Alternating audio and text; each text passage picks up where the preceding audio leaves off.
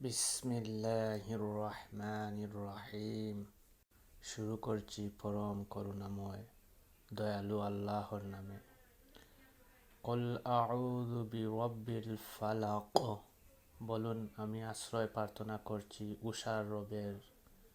মিন শাররি মা খালাক।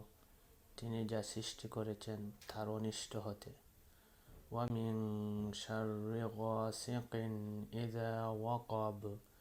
আর আশ্রয় প্রার্থনা করছি অনিষ্ট হতে রাতের অন্ধকারের যখন তা গভীর হয়।